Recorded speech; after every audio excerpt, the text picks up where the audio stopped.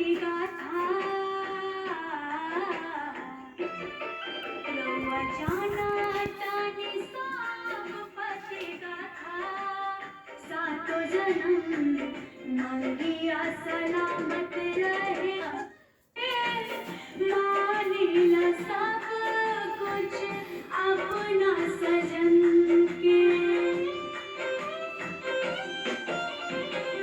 मन मोरा मंदिर देवता जीवन के मानिला सब कुछ अपना सजन के मानिला सब कुछ अपना सजन के रउआ जाना तानी सब पति गाथा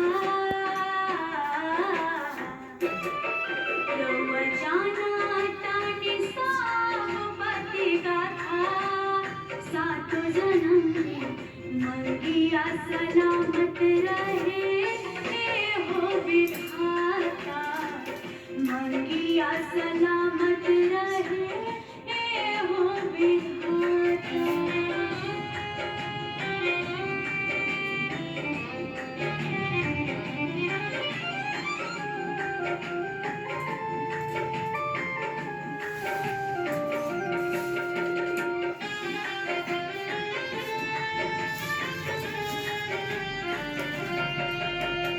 राखी बरात तेरी करब हर साल हो स्वर्ग जस बनल रहे हमर ससुराल हो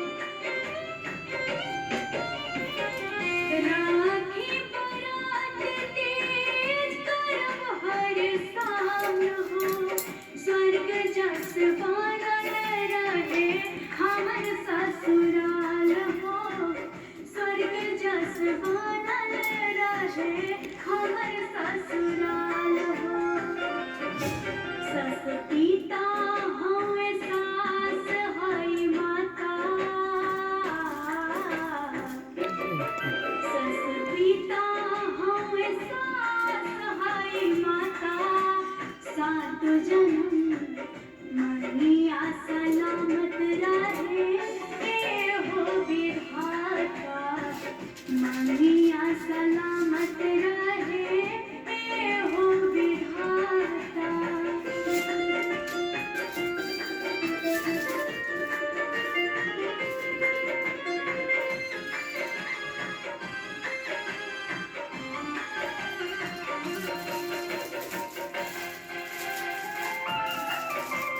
नंदनी से होके नाही कटे रूपी भूल हो जुग जुग जियते रहे हमार वंश कुल हो नंदनी से होके नाही कटे रूपी भूल हो जुग जुग जियते रहे हमार वंश कुल हो जुग जुग जियत रहे हमार वंश कुल हो अनहोनी होके पहले चले पाता अनहोनी होके पहले चले पाता सातो जन्म मनिया सलामत रहे हो विधाता मनिया सलामत रहे हो विधाता नंदनी से होके नाही कटे रूपी भूल हो जुग जुग जियते रहे हमार वंश कुल हो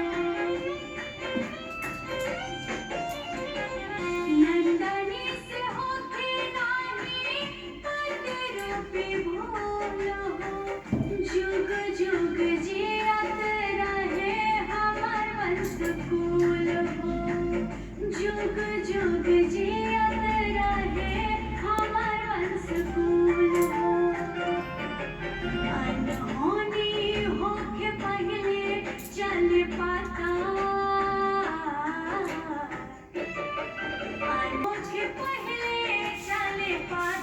सात जन्म मनिया सलामत रहे ए हो विधाता मनिया सलामत रहे ए हो विधाता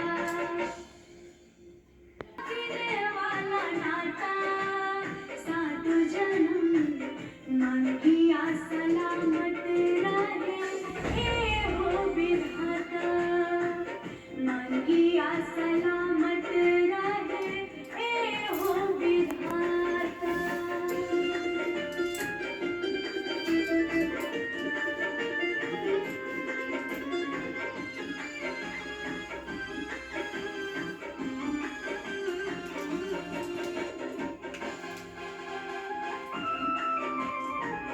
मन मोर मंदिर देवता जीवन के मानिला सब कुछ अपना सजन के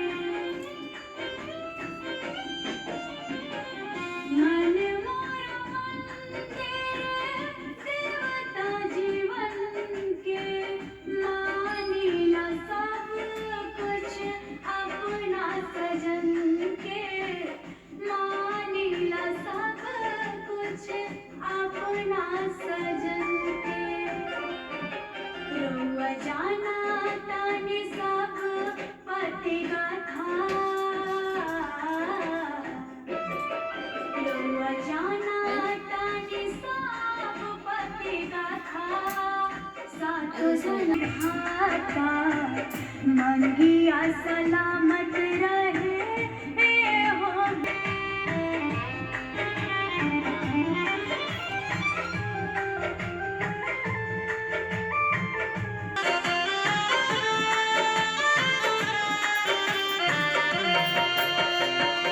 राखी बरात तेरे हमर ससुराल हो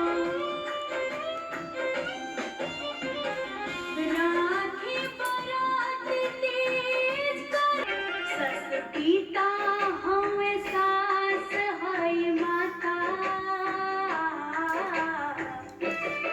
सस पिता हमें सास है माता सात जन्म मनिया सलामत रहे ए हो विधाता मनिया सलामत रहे ए हो विधाता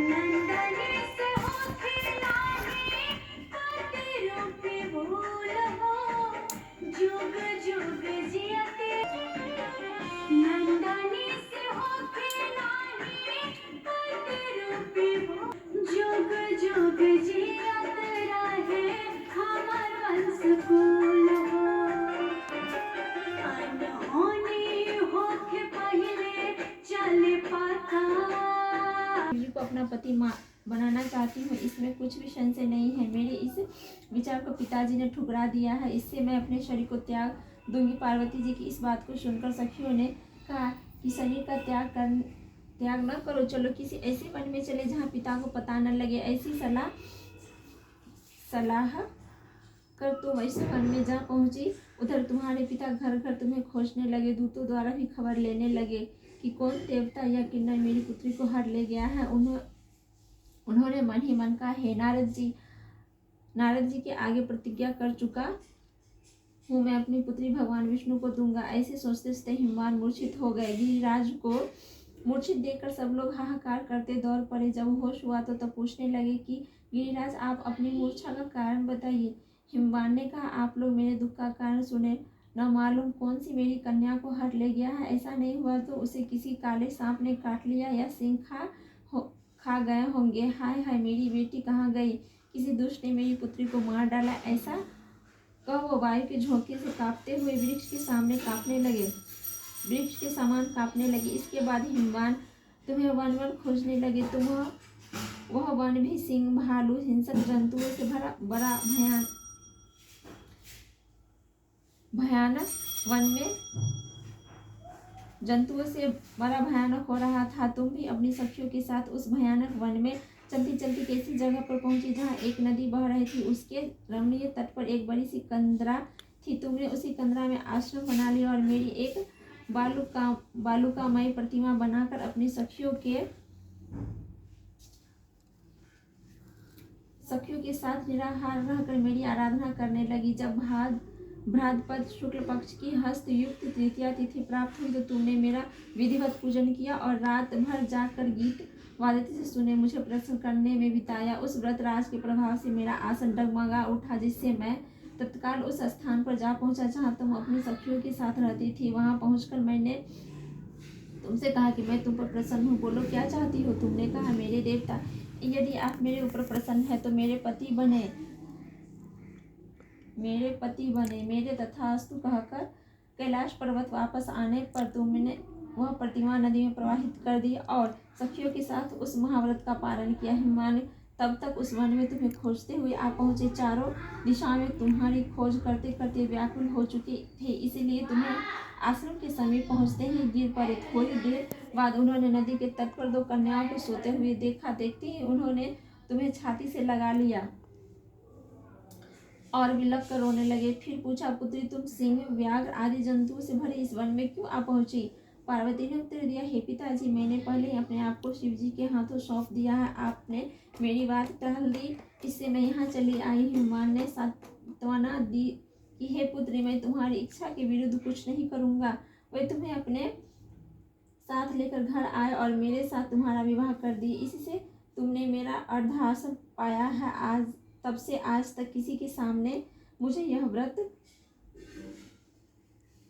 प्रकट करने का अवसर नहीं प्राप्त हुआ। हे देवी, मैं यह बताता हूँ कि इस व्रत का हरितालिका नाम क्यों पड़ा। तुमको सखियां हर ले गई थी।